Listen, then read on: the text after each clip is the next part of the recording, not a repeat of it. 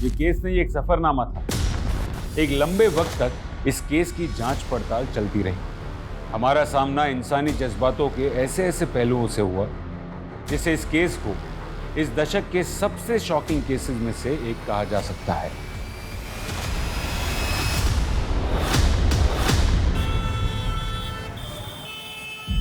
लोगों की भीड़ में भी कई बार हम अकेले होते हैं। हम सबकी जिंदगी अलग हो सकती है, लेकिन हम सबके सुख दुख के किस्से तो शायद एक जैसे ही होते हैं। कोई अपने अतीत से लड़ रहा होता है तो कोई अपने वर्तमान से।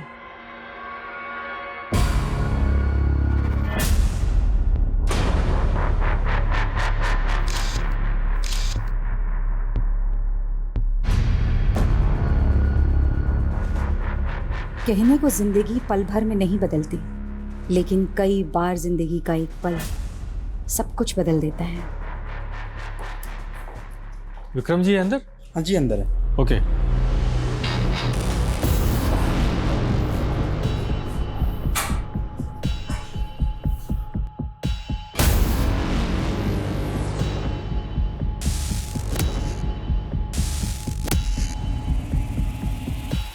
ये फाइल्स देखना ना सर।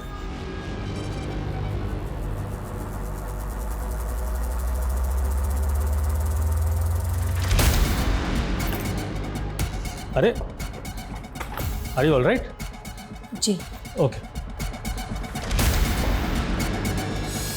जयंती क्या हुआ? Nothing sir. सर एक सेकेंड। सर वो आदमी कौन था? पहले कभी नहीं देखा। He is my friend. और मैंने तुम्हें देखा, तुम छुप कर हमें देख रही थी। आखिर ये चल क्या रहा है sir? Are you trying to spy on me? Yes, because Reema 3 दिन से ऑफिस नहीं आ रही है सर, और उसका फोन भी बंद आ रहा है। आखिरी बार तो आप ही के साथ थी ना? कहाँ है रीमा?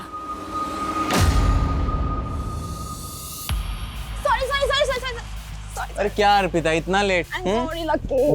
चल जल्दी कर, मूवी जाने के लिए लेट हो रहे हैं, जल्दी कर। मूवी? हाँ मूवी जाएंगे तो बहुत लेट हो जाएगा। मम्मा को क्या बहाना दूंगी? आज ट्यूसडे है ना, मंदिर का बोल दे। हाँ अर्पिता, मैं बस 15-20 मिनट में घर पहुंच रही हूँ बेटा, ठीक है? माँ, मैं कोचिंग से घर नहीं आ रही हूँ। वो हाईवे वाला मंदिर है ना, वहाँ जा रही हूँ अपने फ्रेंड्स के साथ। अरे इतनी दूर जाने की क्या जरूरत थी? माँ, एग्जाम के लिए मन्नत मांगी थी। मुझे बता देती ना बेटा, मैं साथ चल देती। माँ, मन्नत बताने से पूरी थोड़ी होती है। ठीक है, संभाल के आना। भैया हाईवे वाले मंदिर पे चलो।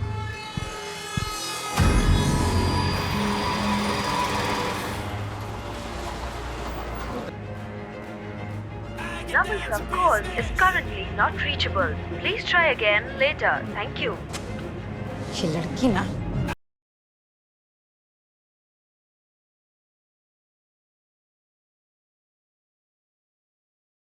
क्या रोज रोज का तमाशा लगा रखा है तुम लोगों ने? जब देखो तब लाउड म्यूजिक। आंटी आपको प्रॉब्लम क्या है? मेरे घर में कुछ भी करो, आपको क्या? जंगल में नहीं रह रहे हो, हाँ? कॉलोनी में रहते हो, और सिर्फ मैं नहीं, पूरी कॉलोनी डिस्टर्ब हो रही है तुम लोगों के इस लाउड म्यूजिक से। ये क्या है? लड़कियां बुला रखी हैं यहाँ पर। तुम लोग खड़े हो जाओ।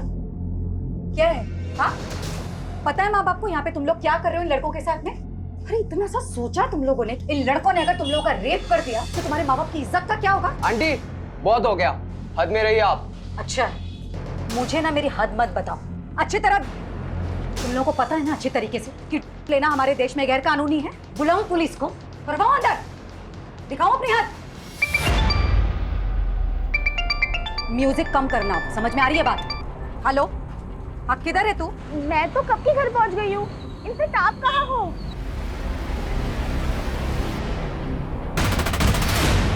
तो तू अब मुझसे खुलेआम झूठ बोलने लगी है। गई थी मैं तेरे कोचिंग सेंटर, वहां से पता चला कि तेरा एक लड़के के साथ चक्कर चल रहा है। ओह, तो अब आप मेरी जासूसी करने लगी? ज्यादा बकवास मत कर अर्पिता। एक तो झूठ बोलती है, ऊपर से मुझ पर इल्जाम लगा रही है। हाँ बोला झूठ, क्योंकि आप मुझे मेरी लाइफ जीने ही नहीं देती हो। हर बार पढ़ो पढ़ो पढ़ो, लेकिन अब इस उम्र में मैं अपने फ्रेंड्स के साथ घूमने नहीं जाऊंगी तो कब जाओगी? हाँ अर्पिता, लेकिन तू एक लड़के के साथ अकेली बाहर गई थी कि नहीं? बोल। हाँ गई थी, तो इसमें बुराई बॉयफ्रेंड है वो मेरा। और ज्यादा रोक टोक की ना तो एक दिन उसके साथ भाग के चली जाएगा। दुनिया ठीक से देखी नहीं तूने। अर्पिता, मैं जानती हूँ कि नाना तुम्हें बड़ा किया तुझे, और आज तू, शर्म नहीं आती तुझे? नहीं आती शर्म, क्योंकि बचपन से लेकर आज तक मैं बस आपकी पाबंदियां ही सहती आई हूँ, लेकिन अब और नहीं, ठीक है? अर्पिता, अर्पिता,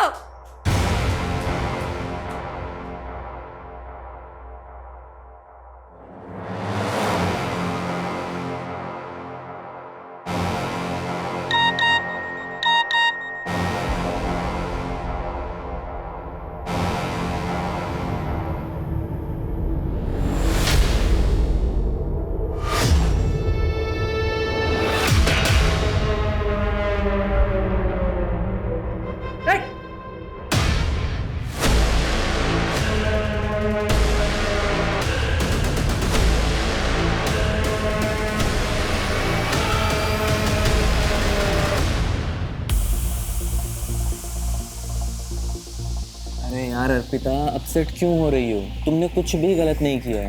यार, अगर आज मेरे पापा जिंदा होते ना तो मेरे साथ ऐसा बिल्कुल नहीं होता। Let's have a drink, okay? मैं नहीं करती ड्रिंक। अरे लेकिन अभी तुम्हें इसकी जरूरत है ना, तो पियो और सब कुछ भूल जाओ, ओके? अरे पियो यार, पियो। हाँ, शुरू में कड़वा लगेगा, अभी ठीक हो जाएगा। पूरा पियो।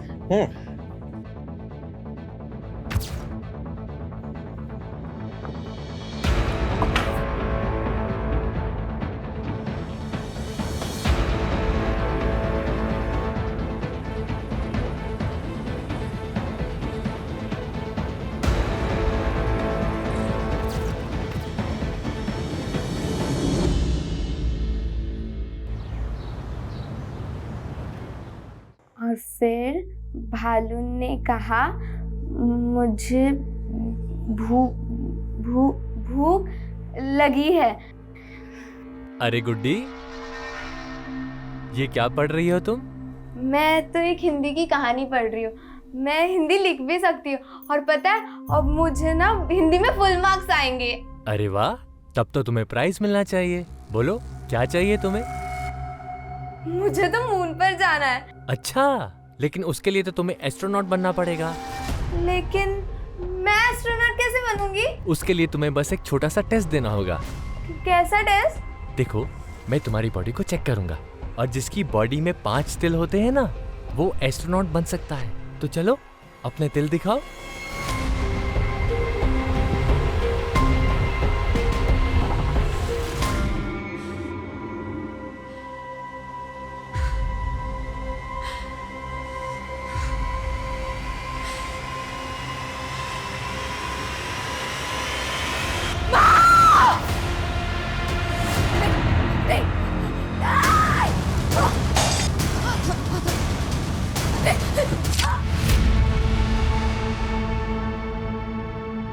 चलिए, हटिए साइड पर हटो, चलो साइड।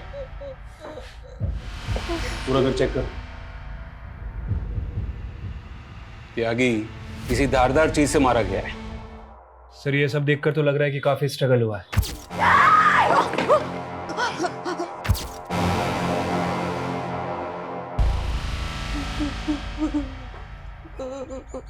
और कौन कौन है आपकी फैमिली में? मेरे और मेरी मम्मी के अलावा और कोई नहीं। 10 साल पहले मेरे पापा की डेथ हो गई। मैं कल रात से घर पर नहीं थी। तो कहाँ थी आप रात भर? मैं पब गई थी। कौन सा पब? Christo pub. लेकिन शहर के सारे पब तो 1:30 बजे बंद हो जाते हैं। उसके बाद आप सुबह तक कहाँ थी? मैं अपने फ्रेंड के घर गई थी। आपको क्या लगता है आपकी माँ को किसने मारा होगा? पता नहीं सर, मुझे कुछ पता नहीं। पर हाँ, कल रात को मेरी मम्मा का पड़ोस के लड़कों के साथ झगड़ा हुआ था, क्योंकि वो पार्टी कर रहे थे इसलिए। अभी तो आपने कहा कि आप रात भर घर नहीं थी, फिर आपने ये सब कैसे देखा? क्योंकि मैं 10 बजे तक यही थी। आप कह रहे कि आपकी माँ को लड़कों से परेशानी थी, और फिर भी वो आपको रात को पब में जाने देती, जहाँ पर लड़के भी आते हैं। एक्चुअली वो पूरा ग्रुप था ना, इसलिए। त्यागी, ये लड़की झूठ बोल रही है या कुछ तो छुपा रही है। क्रॉस चेक करो ये रात भर कहाँ थी।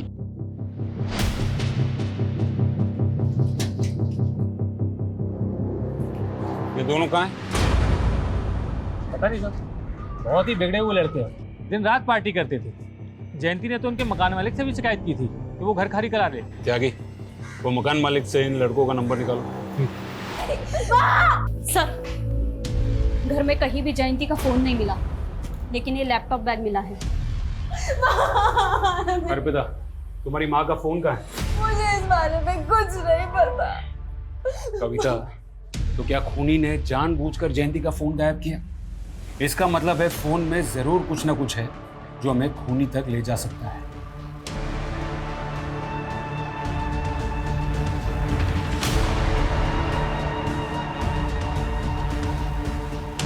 सर, लड़कों के मकान मालिक से बात हो गई है। दोनों लड़कों का नंबर मिला था, लेकिन सर दोनों का फोन स्विच ऑफ है। क्या ये हो सकता है कि वो दोनों खून करके गायब हो गए? चलो घर के अंदर घुसते हैं।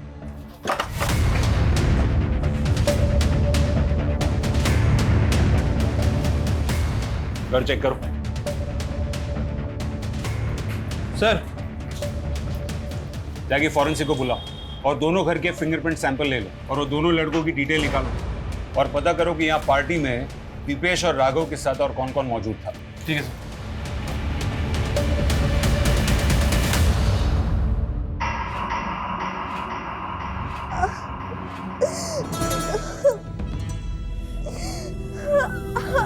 तुम्हारी बॉडी पर 5 तिल हैं। तुम पक्का एस्ट्रोनॉट बनोगी। हम रॉकेट में बैठेंगे। रॉकेट देखना है तुम्हें? गुड्डी, सो रही है बेटा? क्या हुआ? मुझे माँ की याद आ रही है, मुझे उनके पास जाना है। लेकिन गुड्डी, माँ तेरा ध्यान नहीं रख सकती, इसलिए मैं हूँ ना, तेरी बड़ी बहन, तेरी माँ। क्या हुआ गुड्डी? पेट क्यों पकड़ रखा है? मेरा पेट दर्द हो रहा है। स्कूल में इसने जरूर कुछ उल्टा सीधा खाया होगा, पक्की बात है। आपको कैसे पता? आप तो ऑफिस से अभी आ रहे हैं ना? अरे पागल हो क्या तुम? इसमें पता करने वाली क्या बात है? एक नंबर की चटोरी है ये। स्कूल के बाहर ना इसने जरूर कुछ खाया होगा, पूछो इससे।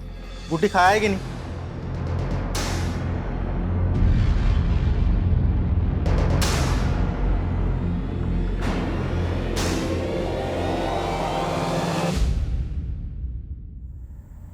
ये देखिए सर, ये दोनों पब में 11 बजे एंट्री करते हैं और 1:30 बजे वहाँ से बाहर निकलते हैं। ये लड़की जो नशे में धुत है, ठीक से चल भी नहीं पा रही। Right sir. और जयंती के बारे में अभी तक हमें जो भी इन्फॉर्मेशन मिली है, उससे तो यही लगता है कि जयंती नियम कायदे की काफ़ी स्ट्रिक्ट औरत थी और उसकी बेटी इस हाल में। और वो पड़ोस वाले लड़के दीपेश और राघव, उनकी क्या रिपोर्ट है? सर, उनका फ़ोन आखिरी बार गुरुग्राम में बंद हुआ था। वैसे वो रहने वाले भोपाल के हैं, दिल्ली में पढ़ाई करते हैं। मैंने भोपाल पुलिस को भी इन्फॉर्म कर दिया है और सर वो अर्पिता के बॉयफ्रेंड, उसको भी बुला लिया है। सर, अर्पिता उस रात पूरी तरह से आउट थी। उसने पहली बार ड्रिंक की थी उस रात। पहली बार? ये तू कैसे जानता है? वो सर, अर्पिता मेरी 2 साल से दोस्त है। उसने आज से पहले कभी भी ड्रिंक नहीं किया। और पहली बार उसी रात को पी जिस रात उसकी माँ का मर्डर हुआ? जी सर, वो थोड़ा अपसेट थी। किस बात को लेकर? सर, वो तो मुझे नहीं पता, लेकिन वो बहुत गिल्ट महसूस कर रही थी कि वो उस हालत में घर जाकर अपनी माँ को फेस कैसे करेगी। इसलिए वो पूरी रात मेरे साथ मेरे घर पर ही थी। सुबह होते ही वो चली गई। आप चाहें तो आप चेक कर सकते हैं। वो तो हम चेक कर ही लेंगे। और सुन, बिना परमिशन के शहर से बाहर नहीं जाना। चल।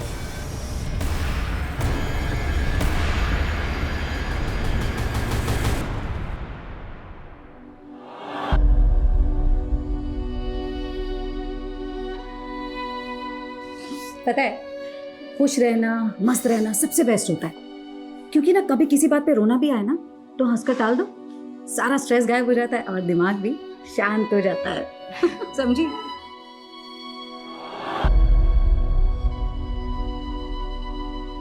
सर, जयंती का फोन रात 10:30 बजे बंद हुआ था, वो भी उसके घर वाले एरिया में। और उसका फोन भी गायब है, जो हम मान रहे हैं कि किलर ने गायब किया है। अर्पिता मेन सस्पेक्ट है। मुझे लगता है कि फोन गायब करने के पीछे की वजह माँ और बेटी के बीच की चैट हिस्ट्री को छुपाना होगा, क्योंकि उससे हमें पता चल जाता कि माँ और बेटी के बीच में बनती नहीं थी। और हाँ, वो दो लड़के दीपेश और राघव, उनके बारे में भी पता करना होगा कि वो क्यों गायब। सर, इन दोनों लड़कों के CDR में ऐसी 2 लड़कियों के नंबर मिले हैं जो साथ पार्टी में थे, अदिति और विनीता। उनसे मिलना होगा, शायद उनको पता हो कि दीपेश और राघव कहाँ है। कविता, तुम जयंती के फोन का लोकेशन IMEI नंबर से ट्रेस कर। Okay sir. सर एक और बात, 8 बजे जयंती ने एक नंबर पे कॉल किया था जो रीमा के नाम से रजिस्टर है। रीमा? कौन रीमा? सर वो जयंती के साथ उसके ऑफिस में काम करती थी।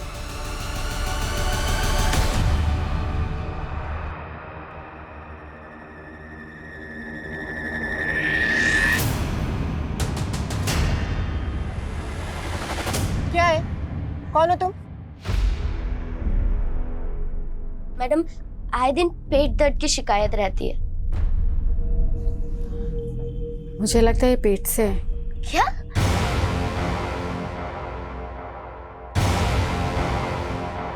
Hi ma'am, I am Suraj Sharma. I am match maker ma'am. मैं लोगों की शादियां करवाता हूँ। तो मैं क्या करूं?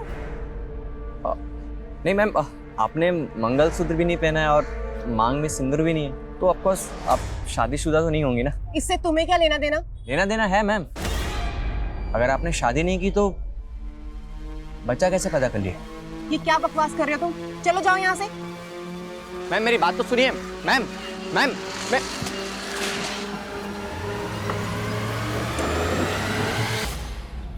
दीदी, ये पेट से क्या होता है?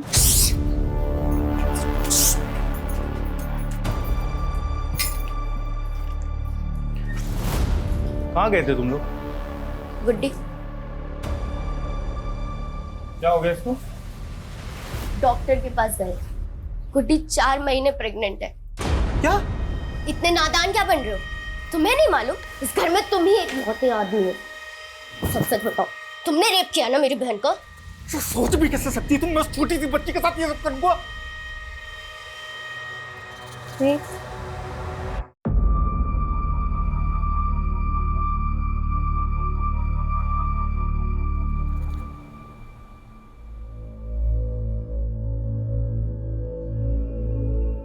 बेटा, 10 सालों में मैंने हमेशा यही चाहा कि मैं तुझे तेरे पापा की कमी कभी ना महसूस होने दूं,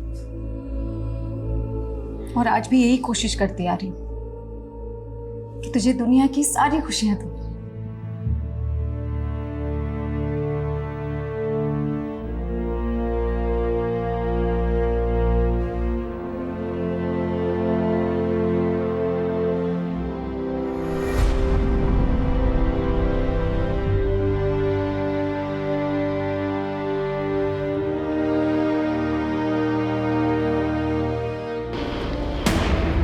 सर, हम राघव और दीपेश के बारे में कुछ नहीं जानते हैं। अच्छा, कुछ नहीं जानते थे, फिर भी उनके साथ पार्टी कर रहे थे? नहीं सर, हमारा मतलब है कि हमें उस मर्डर केस के बारे में कुछ नहीं मालूम है।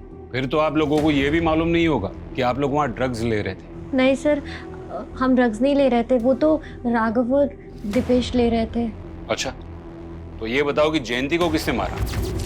सर, हमें नहीं पता, हम तो बस 2 बजे तक वहाँ पे थे।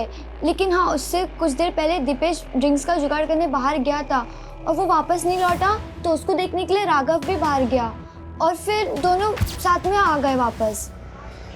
उठो उठो उठो, चलो चलो चलो। कहाँ जा रहा है यार? अरे आगे का सेलिब्रेशन गुरुग्राम में करते हैं ना। हम नहीं गए सर, हम अपने घर चले गए, उसके बाद वो लोग गए थे। गुरुग्राम में वो कहाँ लेके जाने वाला था? सर, कुछ नाम तो नहीं बताया था।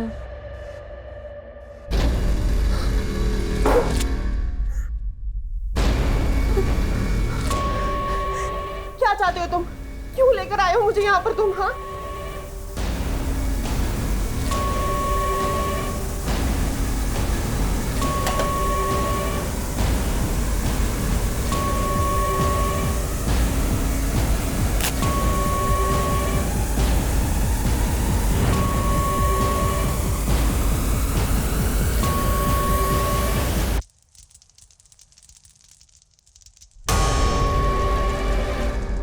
जयंती के बारे में सुनकर मुझे भी शौक लगा।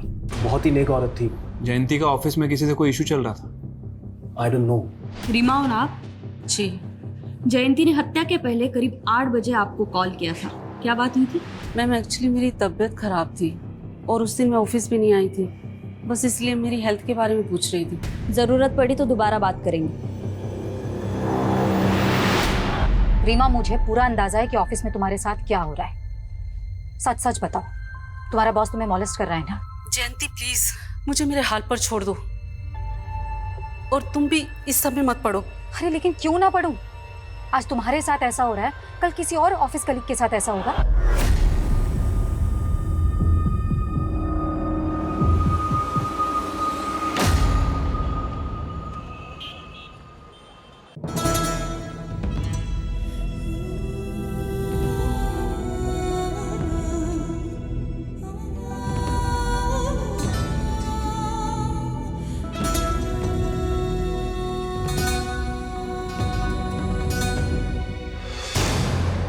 और तुम ज्यादा भोले मत बनो। तुम अभी भी मुझ पे शक कर रही हो? जानती हो ना किसका पाप लेके घूम रही हो वो पेट में? क्या करूं मैं तुम लोगों का? अबॉर्शन तो मैं भी करवाना चाहती थी ना अरविंद। अब डॉक्टर ने मना कर दिया तो मैं अपनी बहन को मार तो नहीं सकती ना। कम से कम जब तक उसकी डिलीवरी नहीं हो जाती चिक चिक करना बंद करो।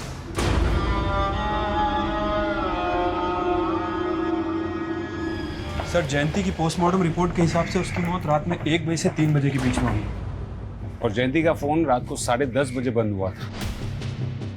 इसका मतलब है मर्डर के काफी पहले उसका फोन बंद हुआ था या फिर गायब हुआ था। दीपेश और राघव के दोस्तों के स्टेटमेंट के हिसाब से दीपेश और राघव रात को 2 बजे बाहर से अंदर आए थे और सबको जाने के लिए कहा था। क्या वो दोनों ही खून करके आए थे? और सर दूसरी तरफ अर्पिता और लकी भी 1:30 बजे के करीब पब से निकल गए थे। शायद उन्होंने जयंती को मारा और फिर वो दोनों लकी के घर चले गए। सर, आपको लगता है कि जिस हालत में वो पब से निकले इस तरह से मर्डर कर सकते हैं? यागी, मुजरिम अगर शातिर होना तो हम वही देखेंगे जो वो हमें दिखाना चाहता है।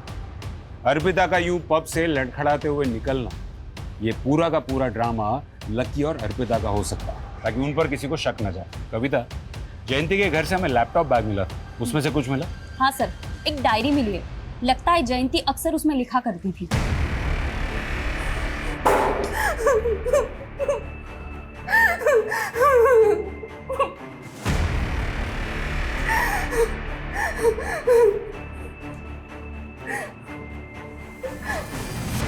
थोड़ा बादाम खाया करो।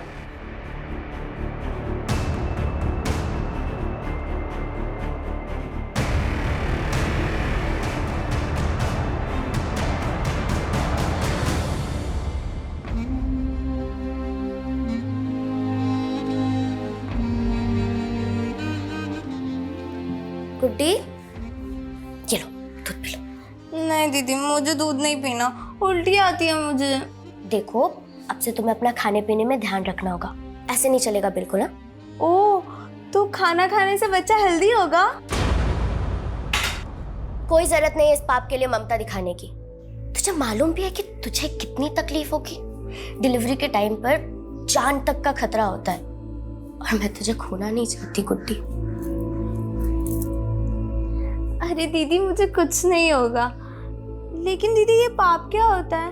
आप इस बच्चे को ऐसा क्यों कह रहे हो? मैंने तो पढ़ा था कि बच्चे भगवान का रूप होते हैं। मैंने अपनी ये हिंदी की किताब में पढ़ा था। तू भी तो बच्ची है, लेकिन भगवान को तेरे पे तो तरस नहीं आया। पर दीदी, मुझे जानना था कि बच्चा टमी से बाहर कैसे आएगा? जब बाहर आएगा तो पता चल जाएगा। बताओ ना दीदी, कैसे आएगा बाहर? जब बच्चा बाहर आएगा तो वो जोर जोर से रोएगा, तो तुझे पता चल जाएगा। अच्छा, वो रोएगा मतलब उसको दर्द होगा?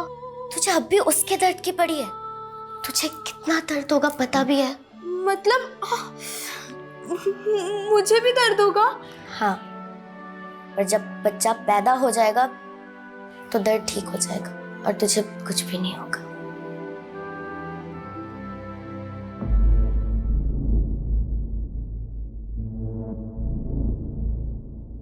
जब भी 25 जून आती है तो लगता है जैसे मेरे ऊपर एक बहुत बड़ा बोझ है जिसके तले दबी जा रही हूं।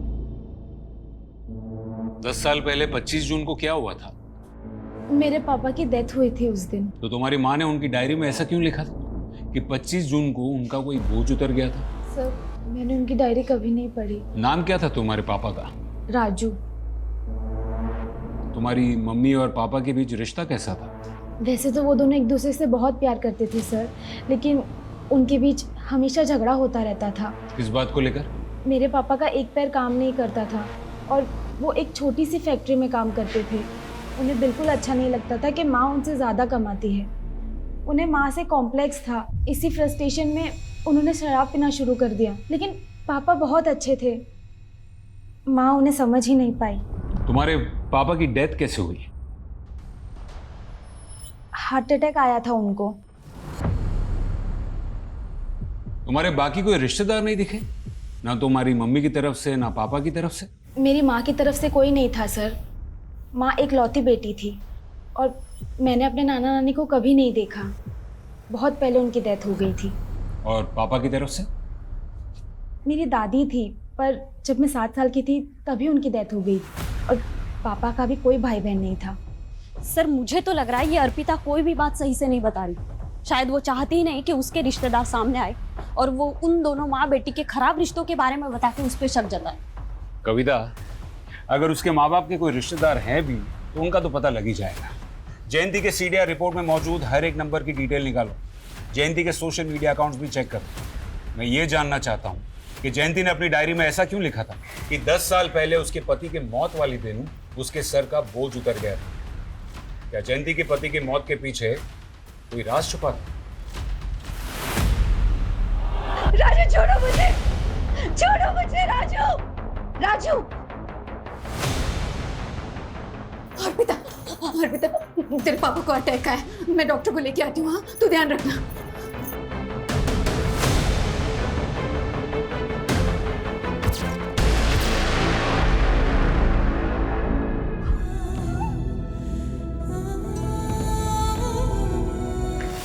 सर, राघव के एक दोस्त से पता चला है कि राघव और दीपेश गुरुग्राम के एक घर में है। सर हमने कुछ नहीं किया, हम कुछ नहीं जानते। कुछ नहीं जानते फिर भाग क्यों रहे थे? हम लोग ड्रग्स लेते थे और जयंती आंटी से झगड़ा भी होता सर। उस रात पार्टी में रात को 2 बजे अचानक अपने बाकी दोस्तों को भगा दिया क्योंकि तुम दोनों मर्डर करना चाहते थे।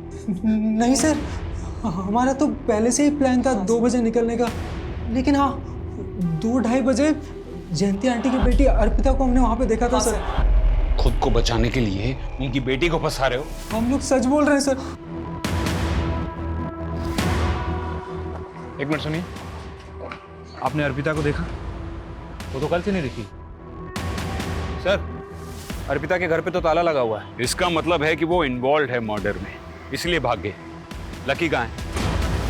सर लकी घर पे था, वर्मा उसे लेकर आ रहा है। तूने कहा था कि तू उस रात अर्पिता को अपने घर पर लेकर गया था, लेकिन उसके पड़ोस में रहने वाले लड़कों ने अर्पिता को उसके घर पे जाते हुए देखा था। सर वो लड़के झूठ बोल रहे हैं सर। सर मुझे लगता है कि उन लड़कों ने ही अर्पिता को कहीं गायब किया है ताकि वो आपसे ये झूठ बोल सके। सर आप मेरी बात पे यकीन कीजिए सर। त्यागी, ना तो हम ये दीपेश और राघव का भरोसा कर सकते हैं और ना ही लकी का। राइट सर, अर्पिता ही हमारी प्राइम सस्पेक्ट है, लेकिन अभी तक वो गायब है सर। ये अर्पिता का फोटो सर्कुलेट करो। ठीक है सर। सर वो जयंती का पीएम होने के बाद हमने सोचा था कि उसकी बॉडी किसी रिश्तेदार को हैंडओवर कर देंगे, लेकिन सर उसकी बेटी प्राइम सस्पेक्ट निकली और कोई दूसरे रिश्तेदार का कुछ पता नहीं चल रहा है। तो क्या करें, मॉर्ग वालों को कहें अंतिम संस्कार करने के लिए। और कर भी क्या सकते, लेकिन त्यागी हमें जयंती के कातिल को जल्द से जल्द ढूंढना होगा, फिर चाहे वो उसकी बेटी हो या फिर कोई और। मैं बेटी हूँ, बीवी हूँ, बहू हूँ, माँ हूँ, लेकिन सबसे पहले मैं क्या थी और सबसे आखिर में मैं कौन हूँ? मैं सिर्फ औरत हूँ। औरत होना मेरा स्वाभिमान है और जब जब मेरे स्वाभिमान को ठेस लगी है मैंने खुद को संभाला है, क्योंकि मैं सहनशील भी हूँ। सर जयंती का सोशल मीडिया अकाउंट चेक कर रहा था। ये देखिए, एक अकाउंट मिला है। अरविंद सिंह। सर जयंती इस अकाउंट को काफ़ी फॉलो करती थी, इनफैक्ट इसके बहुत सारे पोस्ट को लाइक भी किया है। ये देखिए, मुझे लगता है कि इसका और जयंती का कोई कनेक्शन है, आगरा का ही रहने वाला है। बेचारी गुड्डी। गुड्डी? जी हम जयंती को प्यार से गुड्डी ही बुलाते थे। क्या आप बता सकते हैं कि जयंती की बेटी अर्पिता कहाँ हो सकती है? ये आप क्या कह रहे हैं? जयंती की बेटी भी है? मतलब आप नहीं जानते?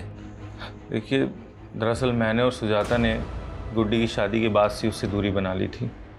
कौन सुजाता? जी, गुड्डी की बड़ी बहन, मेरी स्वर्गवासी पत्नी, उनका नाम सुजाता था। अरविंद जी, ऐसी क्या वजह थी जो आप लोगों ने जयंती से रिश्ता तोड़ दिया? उसका दुर्भाग्य, उसका अतीत। 12 साल की मासूम थी जब उसके साथ बलात्कार हुआ। 12 साल की उम्र में बलात्कार? कौन था वो? मुरादाबाद के बहुत रसूखदार लोगों के 2 बदमाश बेटे थे। मैं तुम्हारी बॉडी को चेक करूंगा। गुड्डी हमें बता भी नहीं पाई और ये सिलसिला महीनों तक चलता रहा। जब तक हमें पता चलता तब तक बहुत देर हो चुकी थी। गुड्डी 4 महीने से पेट से हो चुकी थी। अबॉर्शन नहीं करा सकती थी वो। आप दोनों ने उन 2 लड़कों के खिलाफ कोई पुलिस कार्रवाई भी नहीं की? उन दोनों के अब्बू बहुत ताकतवर लोग थे साहब। मैं और सुजाता अगले दिन उसके अब्बू के पास गए उसकी शिकायत लेकिन अगले ही दिन वो दोनों गुंडे हमारे घर में घुस पड़े। अगर पुलिस के पास जाने का सोचा भी ना तो वो अंजाम होगा तुम लोग का जो तुम लोग सपनों में भी नहीं सोच सकते। रातों रात हम घर छोड़ के भागे और एक दूसरे शहर में किराए के मकान पे रहने लगे। वहीं पे गुड्डी ने एक बच्चे को जन्म दिया और फिर उसने वहीं पे शादी कर ली। लेकिन क्या मालूम सर, उसकी ज़िंदगी पे उसका अतीत भारी पड़ गया। मतलब आप ये कहना चाह रहे हैं कि उन्हीं 2 लड़कों ने जयंती का खून किया है जिन्होंने बचपन में उसका रेप किया था? रिजवान शेख नाम है उसका, दिल्ली में मशाल पार्टी का नेता है। और वो दूसरा है ना, परवेज अंसारी नाम है उसका।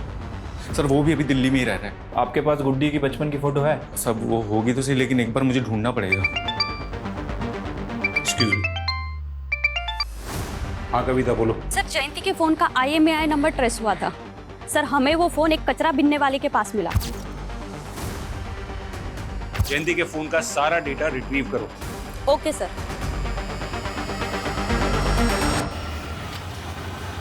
सर, ये रिजवान शेख पॉलिटिकल लीडर है और Parvez Ansari income tax department में deputy director. Are you alright? Sir मान लेते हैं कि इन दोनों में से किसी ने कुछ किया है, तो फिर ये अर्पिता क्यों गायब है?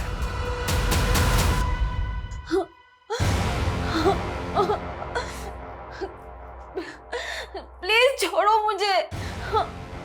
ये देखिए सर, ये जयंती के पड़ोसी का वीडियो है।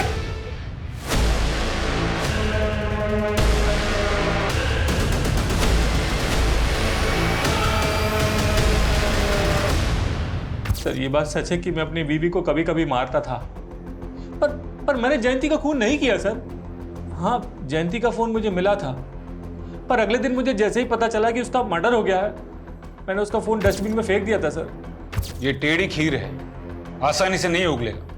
तोड़ो इसको। ओके ठीक है। सर, एक अजीब बात पता चली है। परवेज अंसारी जयंती के बॉस का भी दोस्त है। सर, परवेज अंसारी को मैं सिर्फ 10 साल से जानता हूं और आप मुझसे 28 साल पहले की बात कर रहे हैं। 28 साल पहले परवेज अंसारी और रिजवान शेख ने जयंती और गुड्डी नाम की लड़की का 12 साल की उम्र में रेप किया था, वो भी कई महीनों तक।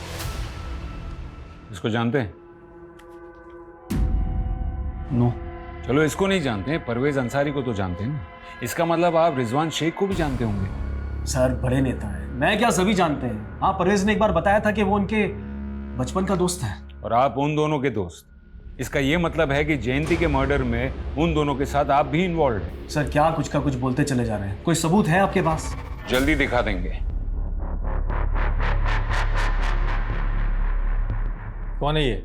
आपके मुरादाबाद की है, गुड्डी उर्फ जयंती। इसके जीजा जी का कहना है कि 28 साल पहले आपने इसका रेप किया था। इंस्पेक्टर, क्या तू जानता नहीं एक ईमानदार नेता के छवि पे दाग लगाने का हर्ज क्या होता है?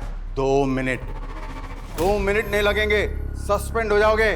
सर, हम तो ईमानदारी से अपना काम कर रहे हैं और वो कहते हैं ना कि भले ही देर लग जाए लेकिन सच की जीत जरूर होती है। जय हिंद। सर, माना कि ये दोनों बहुत शातिर हैं, लेकिन कहीं ऐसा तो नहीं कि जयंती के मर्डर को हम 28 साल पुराने वाले केस से जोड़ के गलती कर रहे हैं? मैं जानता हूं जयंती के मर्डर में उसकी बेटी समेत और भी सस्पेक्ट्स हैं, लेकिन जो गुड्डी के साथ 12 साल की उम्र में हुआ, तो एक पुलिस ऑफिसर के नाते ये मेरा फर्ज बनता है कि मैं उस केस को भी सही अंजाम दूं। त्यागी, जयंती ने आखिरी बार रीमा को कॉल किया था, जो उसके साथ उसकी ऑफिस में काम करती थी। ये रीमा से जयंती के बॉस के बारे में दोबारा बात करो, शायद कोई क्लू मिल जाए। ठीक है सर।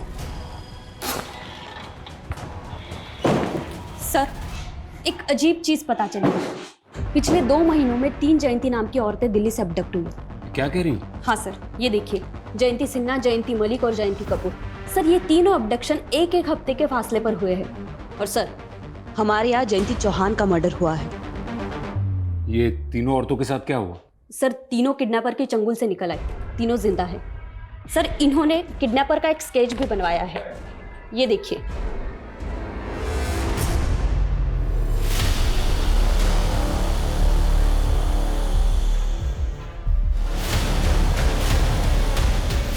सर, मुझे तो अभी तक ये समझ में नहीं आ रहा कि उसने मुझे किडनैप क्यों किया था। उसने मेरी फैमिली को फिरौती के लिए कोई कॉल भी नहीं किया और इसके बाद अचानक से उसने मुझे छोड़ दिया। तो उस दौरान उन लोगों ने आपके साथ किया क्या? यही है क्या? नहीं, मुझे नहीं लगता। ये क्या कर रहे हो तुम? ये आपने चूड़ी पहचाना? एक बार आप याद करके देखो। क्या चूड़ियां दिखा रहा था? जी सर, छोटी बच्चियों की लाल चूड़ियां दिखा रहा था और बार बार बस यही पूछ रहा था कि क्या मैं उन लाल चूड़ियों को पहचानती हूँ। जयंती जी, वो आपको कहाँ लेके गया था? सर, मैंने पुलिस को पहले भी बताया है, उसने मुझे आंखों पे पट्टी बांधकर किडनैप किया था और आंखों पे पट्टी बांधकर ही उसने मुझे जंगल में छोड़ दिया।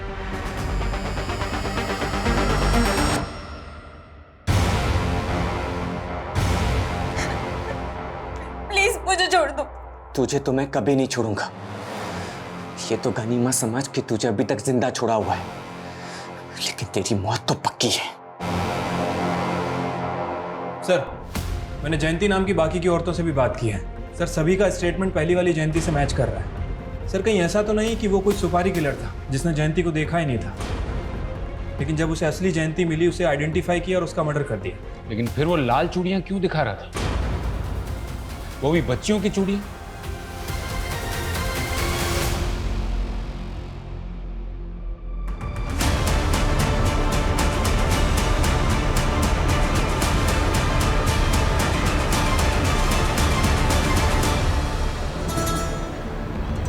हाँ सर, बचपन में गुड्डी हमेशा लाल चूड़ियाँ पहना करती थी। उसे लाल चूड़ियाँ बहुत पसंद थी, लेकिन जब दानिश भाई के घर से हम निकले थे तो उसकी चूड़ियाँ वहीं छूट गई थी। कौन दानिश? सर, दरअसल बच्चा पैदा होने के बाद मैं, सुजाता और गुड्डी हम तीनों फरीदाबाद में शिफ्ट हो गए थे। दानिश भाई के घर पे किराए पे रहने लगे थे। मेरे गोलू, अरविंद जी, अरे अस्सलाम वालेकुम। नमस्ते, आइए ना। अरे वो किराया। हाँ, सुजाता। अरे कितना प्यारा बच्चा है, माशाल्लाह माशाल्लाह। ले ले ले ले। कितनी उम्र है बच्चे की? अभी 1 साल का हुआ है, मेरा बेटा है। अरे वाह वाह वाह वाह। ये रेंट। शुक्रिया। चलिए, दोबारा आइएगा जरूर। हाँ हाँ। जीजू, आपने ऐसा क्यों कहा कि ये आपका बेटा है? ये तो मेरा बेटा है ना। गुड्डी, तुझे कितने बार समझाया ना कि तू बिना शादी किए माँ बनी है, और वो भी इतनी सी उम्र में। भूल से भी किसी को ये मत कहना कि ये तेरा बेटा है, समझी?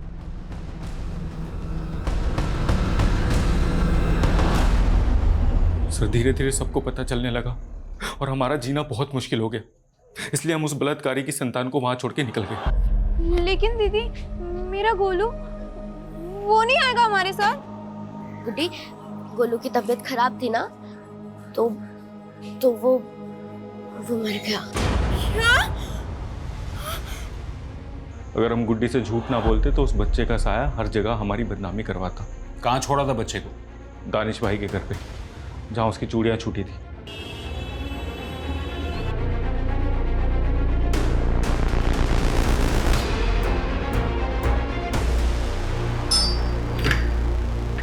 दानिश जी, आप? दिल्ली पुलिस।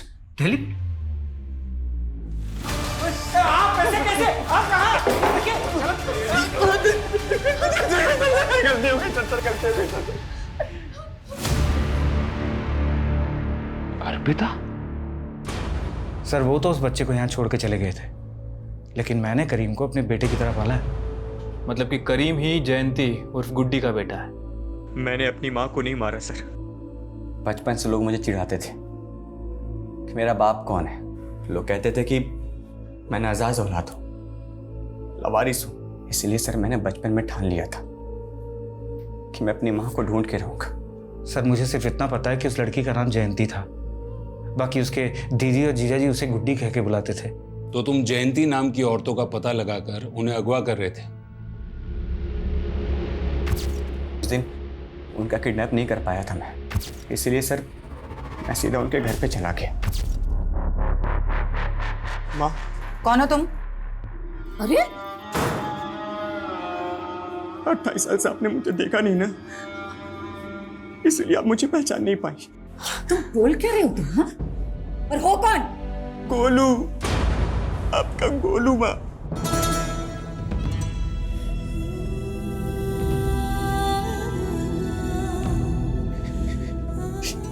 ये आपकी चूड़ी दानिश अबू ने दी है।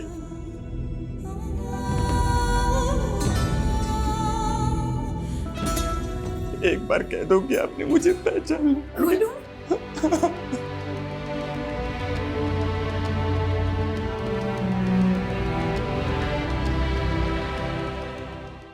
तो मारा क्यों? सर मैं क्यों मारूंगा, बल्कि उन्होंने तो मुझे अपना लिया था। हाँ बस मेरे असली बाप के बारे में उन्होंने कुछ भी नहीं बताया, लेकिन मुझे मेरी माँ मिल गई थी। ये खुशखबरी सुनाने के लिए मैं अपने अब्बू के पास जा ही रहा था कि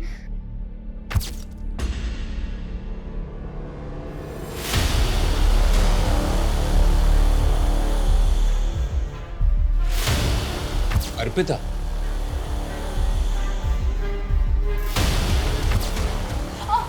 अर्पिता, अर्पिता, तू पी कर आ रही है? मुझसे क्या पूछते हो? आप जवाब दो। इतनी रात को उस लड़की के साथ क्या कर रही थी? बदतमीज, तू जानती भी है कौन है वो? फिर से थप्पड़ मारा, फिर से हाथ उठाया। कभी को भी ऐसे ही मारा था ना? वो एक एक्सीडेंट था अर्पिता। शराब के नशे में ना वो मुझे मारना चाहता था।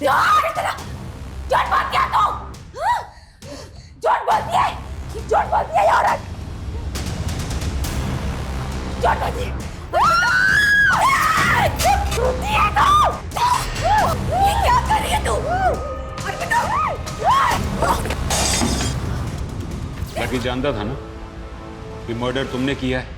हाँ सर, वो मुझसे प्यार करता था। मुझसे बहुत बड़ी भूल हो गई सर। मुझे नहीं पता था कि मेरी माँ बचपन से इतना सब सहती आ रही है। इतने सालों से मैं अपनी माँ के लिए वेट कर रहा था सर, और मिला भी तो सिर्फ एक दिन। हाँ मुझे अर्पिता पे शक था कि उसी ने कुछ किया, इसलिए मैंने उसका अपहरण किया था सर। लेकिन चाहकर भी मैं उसे मार नहीं पाया सर। आप ही बताओ कैसे मारता? आखिर थी तो मेरी बहन ना। कैसे एक गुनाह कई जिंदगियों को दर्द और बदनसीबी से भर देता है। अगर 28 साल पहले गुड्डी को इंसाफ मिल चुका होता तो शायद आज हम उसके अंजाम को बदल सकते थे। त्यागी, ताज्जुब की बात तो ये है कि एक माँ अपने बेटे से 28 साल बाद मिलती है और उसकी बेटी को ऐसी गलतफहमी होती है कि उसने एक ही झटके में उसकी जान ले ली। लेकिन सर गुड्डी उर्फ जयंती, उसका इंसाफ अभी तक अधूरा है।